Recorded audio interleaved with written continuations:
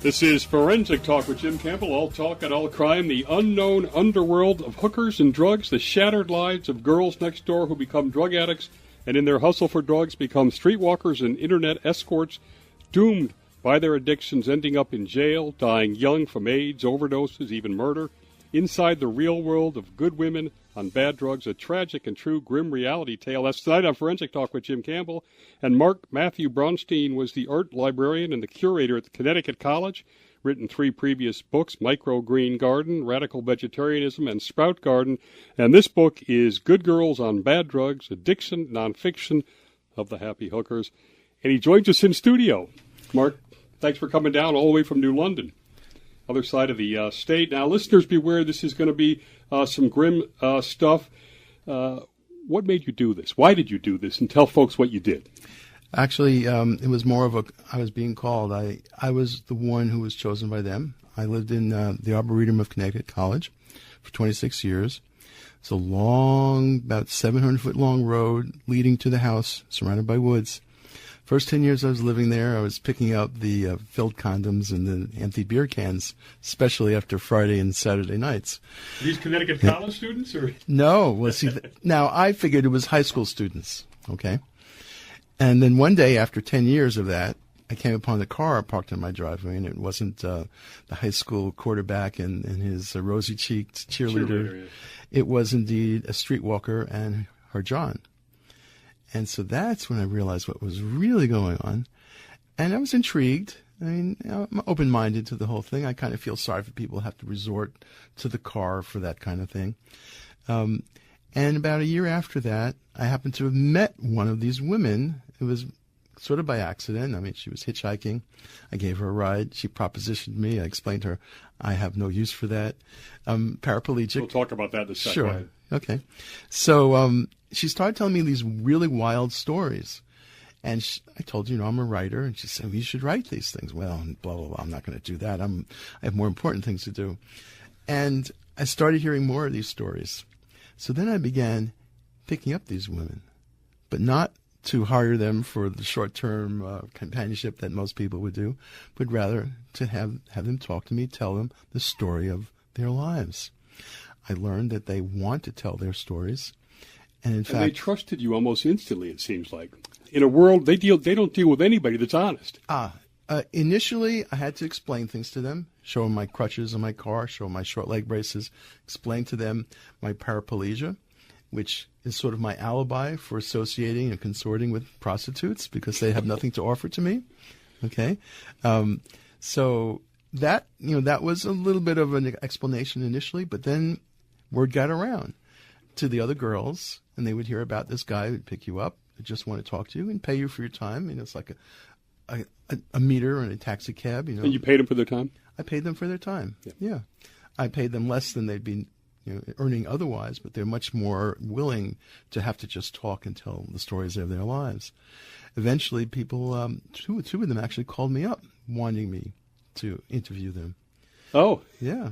So it began, with a little bit of difficulty to answer your question, but it got easier and easier as it went along. And we're going to get into this. It's just almost unrelentingly sad story. But tell us your own disability story quickly. Sure. I'm paraplegic from a diving accident in 1990. I started out totally paralyzed below the waist, but after about a year, I started getting recovery, and I started to walk on crutches. And after a year and a half, I was ambulating on crutches. And 27 years later, I'm still on crutches, which is actually, it's not a miracle to get that sense of recovery. And it's kind of predetermined at the point of your injury, at the moment of your injury. But what is, I have to say, is a little bit exceptional is still be able to be walking on crutches 27 years later.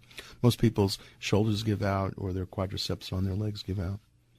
It is a pretty amazing story, and you got yourself up into this studio with upstairs without a lot of ADA assistance here, in fact, none.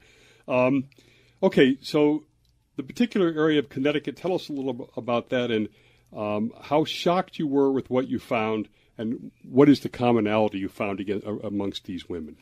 Okay, well, Connecticut College is in New London. The Arboretum is just north of New London. I was literally only 2.5 miles from downtown, even though... Wait, it's a beautiful, elite, wealthy school. Yes. Completely different world. Yes. Small college, on the hill, literally. Yes. So knowing that I'm only no more than 2.5 miles from downtown New London, and I'm living surrounded by woods, quite a contrast.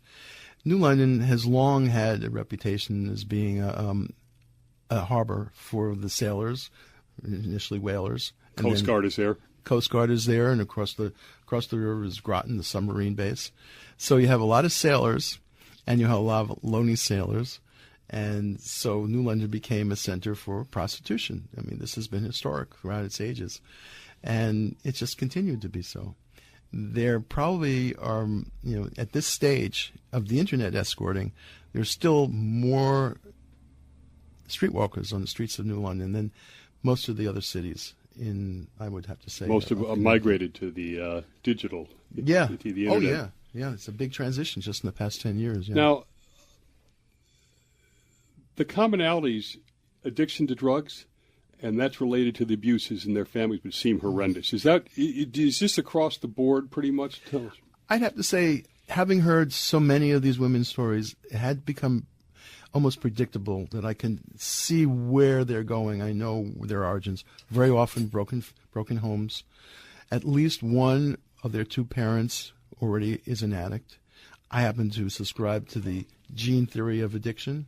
If you have a parent, and especially if two parents who are addicts, whether it's alcohol, you're in deep trouble. Right, they've got it too. Okay. And cigarettes is just one outward sign, but usually people who do smoke cigarettes, there's something else underlying that we don't see as easily. Now, you call it good girls and bad drugs. Are you absolving them of blame, essentially, and this is their destiny, and they've had abusive family lives, and we can't hold them accountable? Almost. I had to say, addiction is not their choice. Addiction was their destiny. They die young or they go to jail? Well, they all go to jail. They all go to jail. And they all go in and they all come out and they all go back again. In between going in and out of jail, they often do overdose, especially right out of jail, because that tolerance level for heroin that they usually, they were clean for a year or several months, and then they do their 1 or 2 bags, which is, they would think that's a low dose, and that's when they often overdose and die. You did this for 10 years. Yeah. And you didn't get sick of it, or I would have been so depressed. Mm-hmm. Sometimes I would come home after hearing another one of these really sad stories, and I do feel, I have to admit, there's a sort we don't have a word in English, but in German it's either called Schadenfreude or Freudenschade. Oh, yes. Yeah, Schadenfreude. Yeah. Okay, where you actually get a sense of not joy necessarily, but a sense of relief hearing about other people's sorrows. Oh. And I would, hear these sad stories of these chemical cripples, and and I'm a cripple too, but physically. So it made me feel almost like I was a Superman compared to them. Interesting. The economics, they become hooked on drugs. They need a certain amount of money. How much are they making and spending on drugs? Are they basically negative cash flow all the time? I mean, absolutely negative. I mean, as much money as they may make in a single day, 95% of it goes to drugs. The other 5% is going to go to the bare necessities of life. Usually, they shoplift for wherever else they would need. Jesus, so you're out on the streets? Yeah. How much did you have fear? Oh, no. Not from the girls. I had only 2 incidents, and it wasn't the girls. It was the girls' boyfriends. The first incident, I indeed was mugged, with a knife to my throat. And you can't really move away too quickly. Well, it was in my car, and he just was by. I was talking. Oh, because you were talking to her, yeah. It was a summer day, and windows were down. We're on the street. He comes along, puts a knife to me. It's a long story short. I gave him some money. They walked away, both of them. Second time, the same thing was going to happen, but I saw it coming, and I was able to dissuade it. Now, you spoke with, and in the book, 122 hookers. You have photos of 144. You spoke with 200 others, and you put the spotlight on 20. Tape recorded 120. Yeah, okay. And you focused on 22 in the book. Yes. And you spoke with 200 others. Was there some method to how you picked this, or? And the pictures are great, by the way. They're also very sad looking. And they're all on the website. Almost all of the photos that I took. I created a website, goodgirlsonbaddrugs.com. Okay. And there's over 100 of the photos there. The book has 44 of the photos. I felt there was a story that needed to be told, and I was more or less the one who was chosen to tell it. And you did not partake of any of the drugs or the sex opportunities. I am a medical marijuana patient in the state of Connecticut. That's my only drug, pharmaceutical, medicinal, herbal. That's the only drug I use and have ever used. Now, these women were mainly independent, right? They weren't controlled by pimps who were... No, not on the streets. There's not enough money in the street, sex, to really be able to finance another male involved, to be able to leech off of it. Usually, it's just their boyfriends who are profiting from their girlfriends. Really? Yes, because a woman who's an addict, they can do shoplifting, they can do bad checks, they can do street walking. What can a man do? Shoplifting, mugging, right? Man can't go out there street walking. So usually it's the woman who does the fending for the two of them. Are they all miserable? And they don't like sex, right? They all don't like sex with men. No. I would say almost half of them are lesbians. Really? Yes. And they don't like sex with men, and probably for obvious reasons. Yeah. And they're hooked on drugs. So they're miserable. They're unhappy. They are unhappy. They are momentarily happy when they have that first, that first blast from the crack, or that first... and then they're addicted. Yeah, when they shoot up and that rush they get, but that's very, very short term. Now let me ask you this, because I didn't see it in the book, which is people successfully getting themselves off the drugs, out of the business. Uh-huh. Did you purposely put tragic type stories, or does anybody get saved in these? Out of everyone I met, which is really you over the course of 10 years, and you count every one of them, it's close to 400 women. I've only known of 2 who have made it out alive. And by alive, you're including in jail, or you're who saying made it out alive, clean and clear. 2. Okay. 2. So it's almost impossible. That's what I was assuming, because you didn't put anybody in. I kept waiting. Well, where are the guys that are, turned their whole lives around? Okay, there is one. That's the first one. Okay, Linda, chapter 1, she's the only one of the 2. I started out with her, but then at the end of that chapter, I warned the reader. I said, the rest of it is going to be miserable stories. There's just this underworld path before we get to the specific women. And I think her name is Marie, if I have her right. But this classic abused at home, skip schools, get pregnant, drugs, hooker. Mm-hmm. That's basically their life cycle. Yeah, absolutely. You got it right. Yeah. And she, in particular, said she spoke to you because you cared about her. After hearing her story, she thanked me for caring. Yeah. And I said, what makes you think I care? And that's when she really came, I think, very articulate. And that's the part of the interview with her that I transcribed and put into the book. You also get a reaction when you say, tell me about your children. I learned not to ask that question because that always makes them cry. Because their children are no longer in their lives.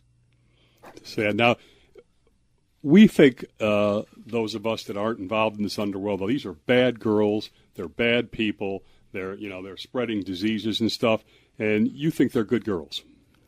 I think they're good girls. Well, I actually quoted one of the girls. She told me, she said, we are not bad girls. We are good girls on bad drugs. And I heard that, and I said, wow, that's the title. Did you tell her? Yeah, I was going to say, did you tell her she got credit for the for the name of the book?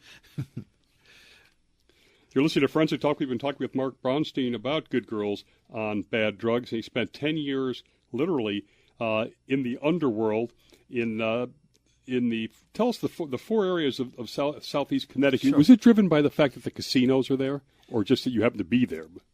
1990. Well, the casinos came around a little before then. Okay, during the course of my research was 1997 to 2007. Then I set it aside, did some other things like write 2 other books. I returned to it in 3 years ago, and then I started writing it again. The areas are New London, Norwich, Willimantic, which then, as now, is called Heroin Town. Yeah, we're going to deal with that. Okay, right. And then the 2 casinos, which are right amongst them all. Yeah. Very interesting thing about the casinos is they don't arrest the girls, right? Because they don't want to get that kind of press out there. They Exactly. There's a term in law that says the absence of evidence is not the evidence of absence. Okay. As long as it doesn't appear in their books, they think everything is really good. So it's what they do is they fingerprint, they photograph the girls, the security or the tribal police. They photograph the girls. They tell them, never come back here again, otherwise we'll arrest you for trespassing. If they do come back, then they are arrested for trespassing. So let me ask you this: these towns that we'll go into detail in the next segment, are they different from the rest of Connecticut or the world? Are they stand out? Or is a place like Bridgeport no different than that? It's just because you have to pick that area? They are just small Bridgeports. You know, that's really what it Small means. Bridgeports. Small Bridgeports, yeah. Especially, I have to say, Willimantic in terms of heroin, yeah. They're small cities. You would not expect to see that in such small cities. What about the opioid problem, which is considered such a... Every city now, and every small town, right. So now the same degree of drug use that you used to think was only centralized within cities is now everywhere.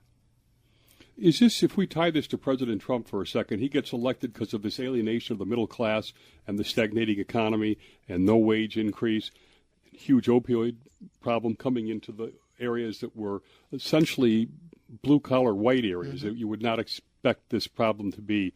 Is that part of this problem? Is this lack of economic opportunity, the economic stagnation?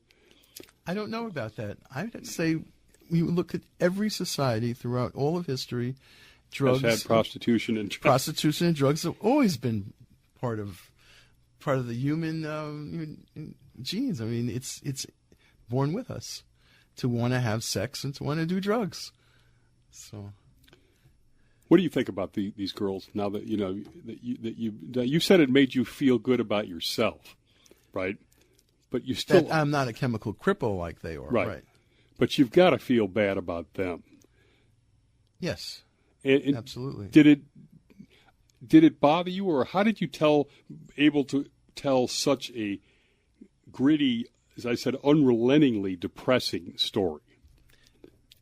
After a while, you even end the book that way, saying there's nothing good. There's no ending. There's no ending. It's a parade that's endless. Exactly. Yeah. Right. Eventually, yes, I did become a bit, I guess, immune to the depression that one normally would feel knowing about it. I came to accept it, that this was their lives, and also knowing all along there's nothing that I personally can do about it. You know, I cannot save them. They do not want to be saved. I was going to ask you we'll do that in the end, that kind of stuff. And it's funny you say they don't want to be saved, but you get nonstop desperation from them about getting off drugs. Now, they never get around to doing it. They may talk about it. Right. But they all want to get off drugs. No, not necessarily. Some of them, not necessarily. Some of them have enough self-knowledge to know that it's fruitless on their part to try to stay clean, to come clean. Why go through the detox, which is very painful when you're on heroin, if you know you're only going to relapse anyway after it? And isn't it part of it, too, is that they're medicating from their feelings and the pain? Emotional pain. Heavy stuff, folks. You're listening to Forensic Talk with Jim Campbell. We're going to meet some of the girls next. Stay with us. Good job.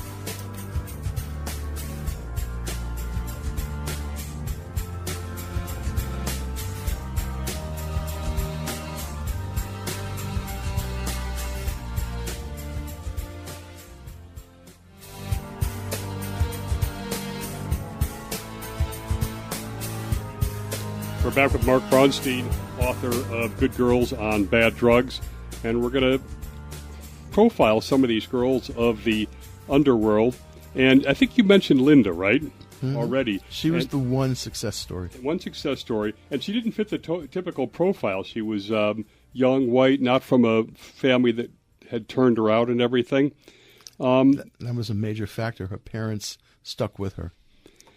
Let me ask you this, because she seems to have something that I would say maybe underlying a lot of this stuff, which is mental illness, right? Talk about that. Yeah. Give her story, too. What's her suffering? Let people feel that they know Linda. Oh, well, okay. Well, get back to the mental illness part. Most of these women are just self-medicating. And many of their depressive states are alleviated by cocaine. They have found that despite all of the pharmaceutical drugs that all of their shrinks have prescribed to them, nothing relieves their anxiety, their depression better than coke. Even the lithium and the typical things you take from bipolar? They have tried everything that was prescribed to them, and they all went to coke. All right? So we can't, begrudge them for that. If it were legal, it'd be a whole different story. Their lives perhaps wouldn't be as ruined as it is. Nevertheless, to get back to Linda, she came from a good home with loving parents, as most of the people that we know in our lives do. She had an addiction, came from her mother because her mother was an alcoholic all her mother's life. She found that what alleviated her depression was coke. And then, worst of all, when she discovered crack, she herself said that's when her life really fell apart. She had money in the bank from a job that she had at a certain point, and within just a few months, it was completely drained for crack. Just like all the other girls, when it comes to especially crack form of cocaine, they just have to keep on doing it, because once you stop, then the depression returns, but fourfold or tenfold than it was before, right? It brings you up, and then when you stop doing it, you go down, even lower than where you began. And she could make $1,000 a night as an escort? Easily. Oh, she was a pretty girl. She did escorting. She also did street walking as a last resort. And so you make $1,000 a night, and you have no money. It all goes to drugs. To quote one of the girls, the point is not to make money. The point is to buy drugs. Now, you say, let's talk about internet escorts for a sec. It's all lies. Their age, their photos. Oh, yeah. And they say they're drug-free. That's all lies. Oh, the most popular one is Backpage. And coincidentally, strangely enough, when they compartmentalize the 4 regions of Connecticut, the one for this area they call Bridgeport. Like for my area, they call it Eastern Connecticut, but if you go to Backpage, it's called Bridgeport for the south. Because they don't want to call it Southeast, or they don't call it Southeast Connecticut; they call it just Bridgeport. Okay, and that's if you're surfing for these women, right? Yeah. So let me ask you this: this is an affluent area here, or New York City. Yeah. Are the women that would make up the Backpage people in wealthier areas different than the women? No, they're the same problem, same everywhere. Yeah. See, this whole phenomenon of internet escorting really only began 10 years ago, 2007, with the invention of the iPhone, or more generally, we'll call it just a smartphone. Okay. That's when all of a sudden all these women who didn't have access to computers had them in their hands, and all men who did maybe have computers at home now had them in their cars, all right? And then all of a sudden now you had this explosion of internet escorting, because the girls would be able to post their profiles and then just walk around wherever they're street walking at the same time, waiting for a call. Is it safer, brother, I would assume, to do internet dates than it would be to be walking the streets of New London? Perhaps a little safer, because at least you have the person's phone number, and that's something more than, most of the girls, when they go into a car, they don't look at the plates. You would think that they would look at the plate, try to remember the... Well, I was going to ask, how do they get a gut feel that it's, A, that it's safe, and B, that it's not a cop? How do they know it's not a cop? Yeah. Well, and how do you know that you should get into a car like that? Well, that I can't answer. You don't know. I've never been in that position. But when you're desperate enough for drugs, you get into cars. Right, absolutely. I know one heroin addict told me that in order to go out there and street walk, she would have to build up enough courage. To do that, she would have to first do some hits of crack. And be really high. Yeah. How do they, now, are they able to evade the cops? Mostly, or do the yes. cops care? Cops care to a certain extent. They don't like it to be blatant, because the thing is, prostitution's everywhere. Yeah. But it's usually behind closed doors. Motels and stuff. And, right, where people can't see it if they don't want to see it. Yeah. The problem is street walking is where people can see it. And so that's why the cops might, take some measures to keep it down. Now, a place like New London where you have all these street walkers, why hasn't this been fixed in like 30 or 40 years? I mean, why isn't it fixed in 30 or 40 centuries? And so it's just it's life. Prostitution has always been, they call it the world's oldest profession, right? Now, I want to talk, let's take Michelle. On her first date, she was raped, and she was dead at 33. Yeah, she overdosed. She's an example of, she just came out of jail. No, she just came out of rehab, did a single bag of heroin, and died and overdosed from it. She is one of the girls who made it onto the front page of the Hartford Courant when they did their story in 2002, I believe it was. It was published October 2002. They're a 5-part series, Heroin Town, about the heroin crisis going in Willimantic. And the first Sunday edition, which led into the series, had a photo of 3 girls shooting up in the gazebo in the town square, and she was one of those girls. All right.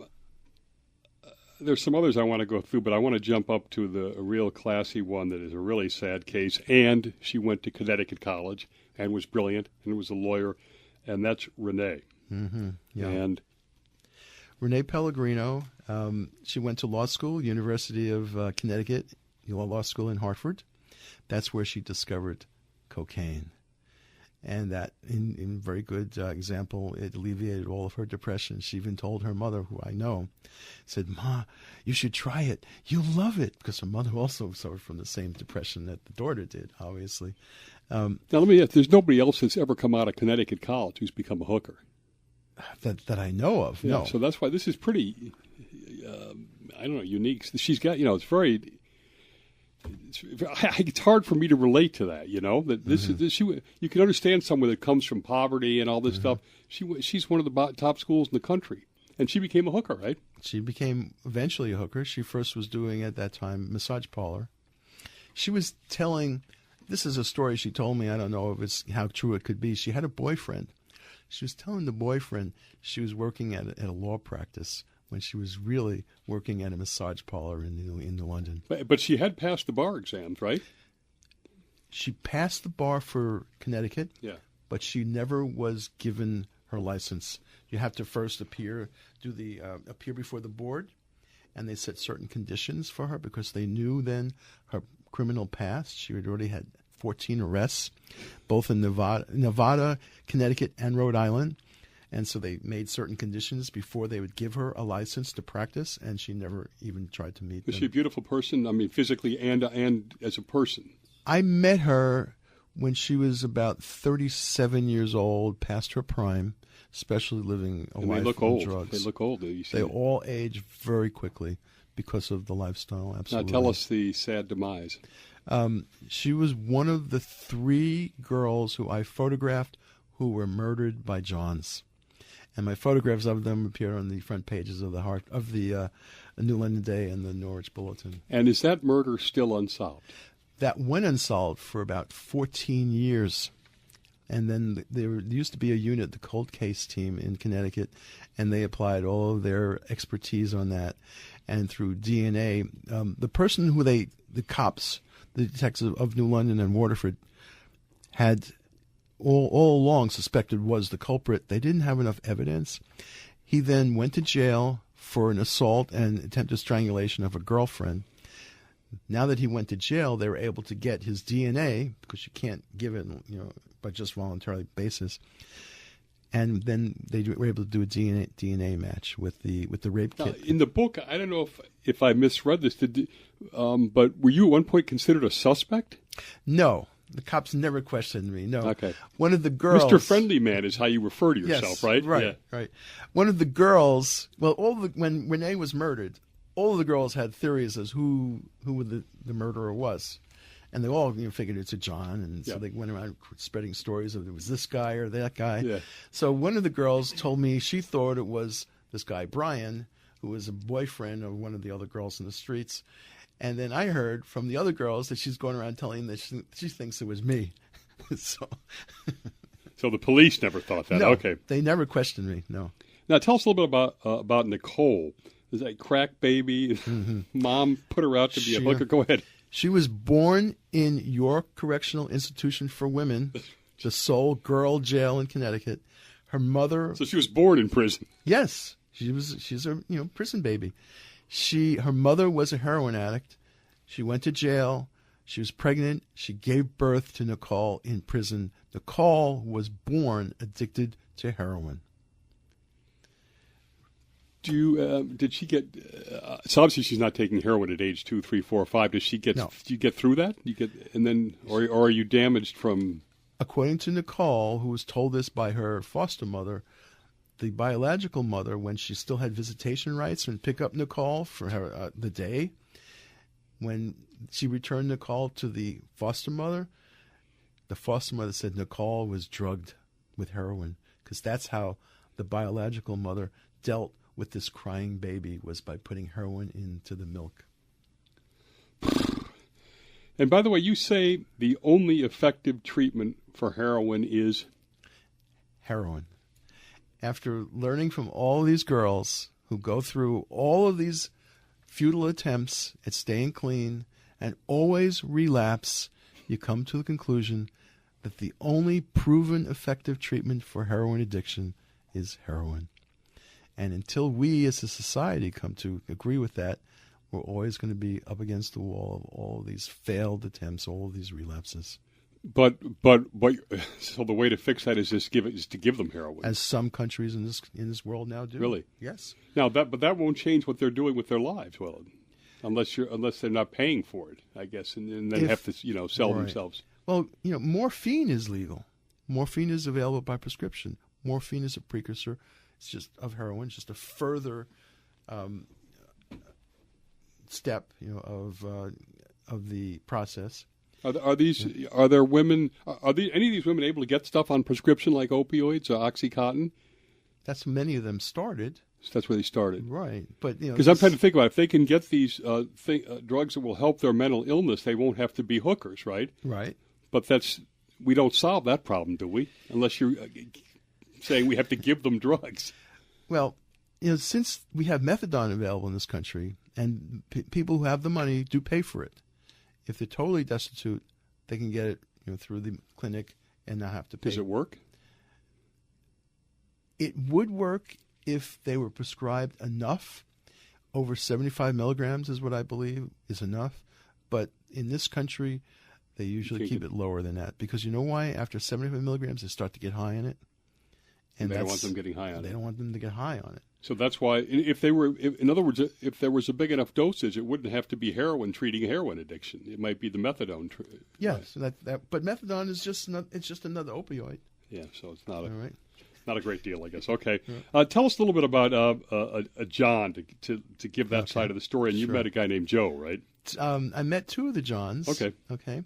I would consider them, pretty much normal, everyday people, except for the fact that they were both stuck in unhappy marriages, and so they both chose to scratch their sexual urges in that way.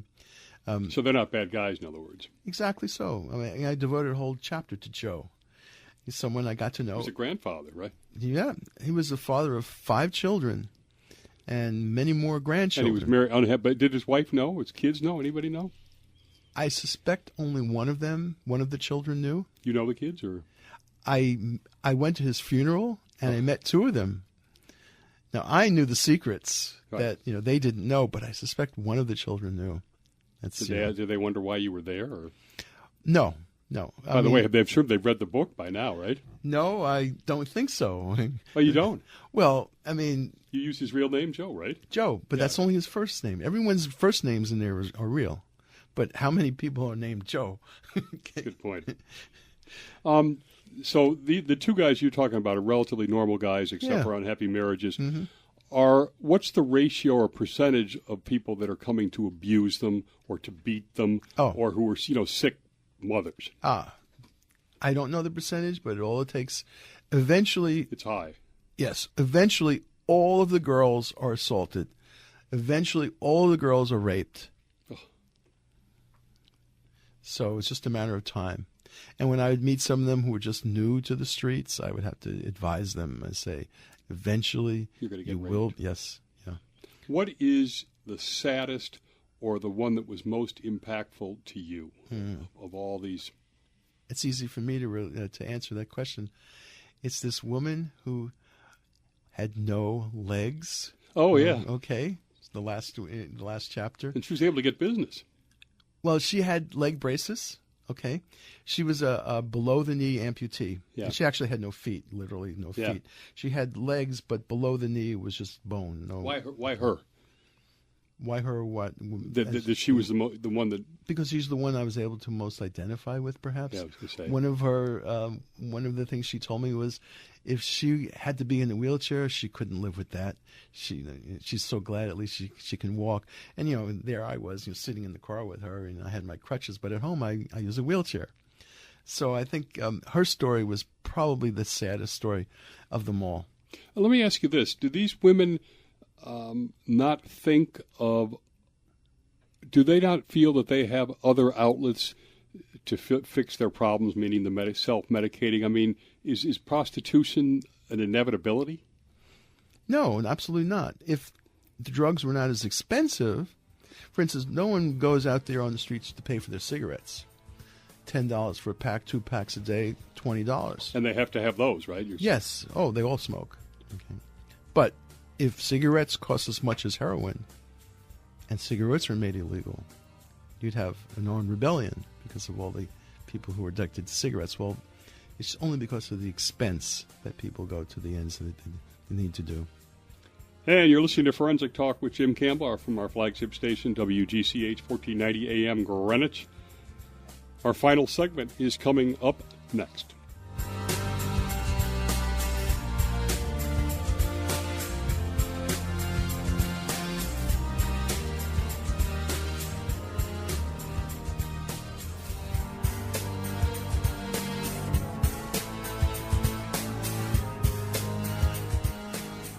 Our final segment with Mark Braunstein. He spent 10 years studying life on the streets. And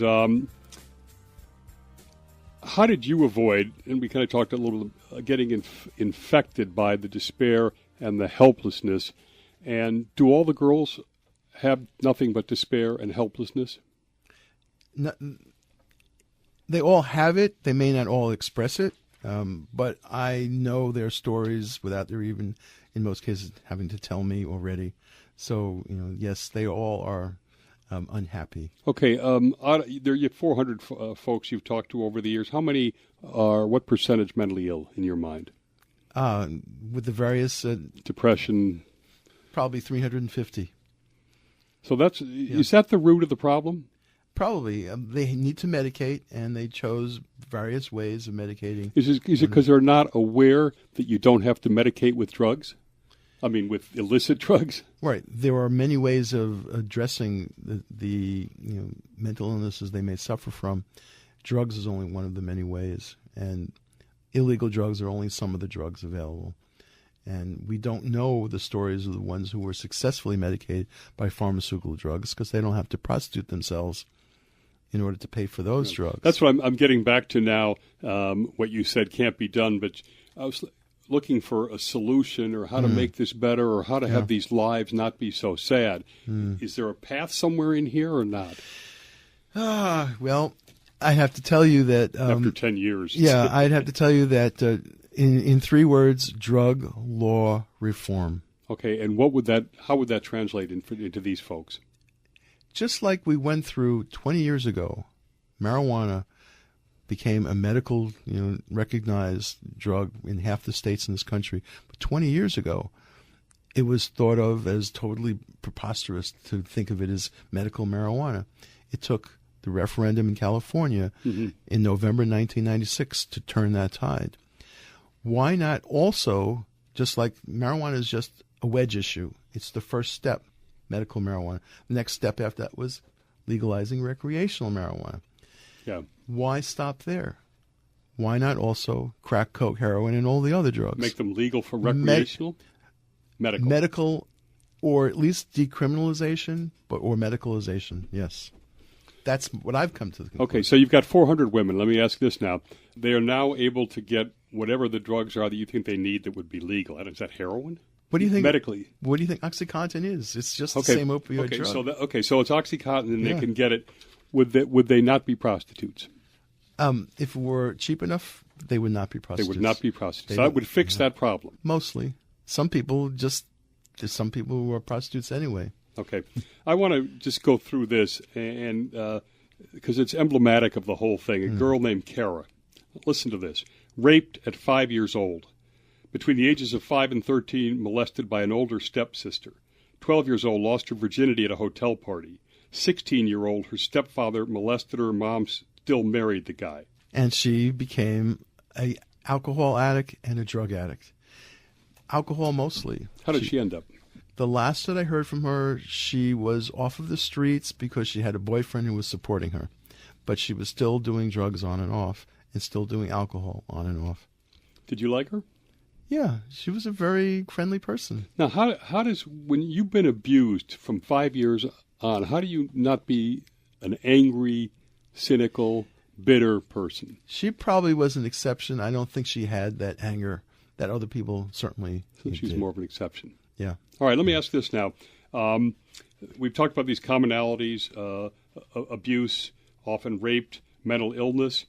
How much of it is that they didn't get love? Interesting question. I think we all want to be loved, and I think they too want to be loved. But and they're looking in the wrong places for it, by the way. Looking for love in the wrong places, yes. Because remember, the males in their lives are drug dealers. Bad guys. Right, drug dealers or Johns or police or probation officers. So they're not getting the love from males that maybe most other people would find. Or from their families to start with. Right. That's right, they come from broken homes. Now tell us, these girls can get in and out of rehab. How easy is it to get into rehab? And does it work at all? It's very hard to get into rehab. It is very hard to get into it. You have to put yourself on a wait list first. And then, since many of the girls don't have cell phones for the rehab facility to call them, they have to call the rehab place every day in the morning to see if a bed, they call them a bed, a place is ready for them. As soon as one person goes out and the bed is ready that morning, they have to place that phone call. And if they don't, it'll go to someone else who did place the phone call. So they are forced to call every morning, every day, until they finally get that admission. They may not be motivated to do that every day. Yeah. So let me ask this. Is jail a nice de facto rehab center because they can go in there and get sober? That sometimes is the only time that any of these girls do, get clean. So do they like jail for that sense? Oh, no, I don't think any of them like jail. No. It's strange, it's strange because You had a quote in here that the policeman coming up on one of these women and saying, you need a break. You need to go to jail. It's just because you need a break it's from time this. for you. It's time to take a rest. How much blame should we put on a company like, right in Stamford here, Purdue Pharma, for which they produce OxyContin? Mm-hmm. Well, I mean, the fact that it exists doesn't mean that they're to blame for that. It's really the person's personal choice if that's what they use to resort to. I mean, if I needed a painkiller, I would use a natural form of any analgesic, and I would use marijuana. Marijuana is a mild painkiller. It alleviates pain just enough so that you can bear Not with. addictive? Not in my case. I smoke only once every other day. Just once, so not and it for makes me. it deals with pain, or It's not the pain, but the spasms in my case for my paraplegia. Yeah. All right, we're down to about the last minute or so. What is have the girls read the book? What kind of feedback have you gotten? One of the two Johns in the book has read the book, and he says, he's giving it mixed reviews. because he didn't like how I characterized one of the girls, okay, for one reason, one thing. But none of the girls that I know who were in the book, none of them probably even know the book is out. Because, oh, really? Because it's a different. Well, first of all, it only came out less than a month ago. Oh, it did. Okay. All right. And that's a different world. Are you that off they the live streets though? Are you still hanging out with these guys? No. No. And why don't you go give them some books? Because number one, they probably wouldn't read it. Right. Number two, books is kind of expensive. Why should I just toss it out there? But it's nothing I have to hide, obviously. I gave it to 4 candidates in the New London Day, hoping that they would review it. Then maybe the girls in the streets of New London might hear about it. But until then, there's no way of them really knowing. This is going to be one of the most fascinating shows that I've ever done because it's such a different world that it's opened up. I want to thank Mark Braunstein. That book is Good Girls on Bad Drugs, Addiction, Nonfiction of the Happy Hookers. There's a lot of wordplay in this book, by the way. The website is markbraunstein.org. This has been Forensic Talk with Jim Campbell. Podcast available at WGCH.com. Also available on YouTube. Search Forensic Talk with Jim Campbell or Park City Productions 06604. And we'll see everybody next Monday evening at 6 for another edition of Forensic Talk with Jim Campbell.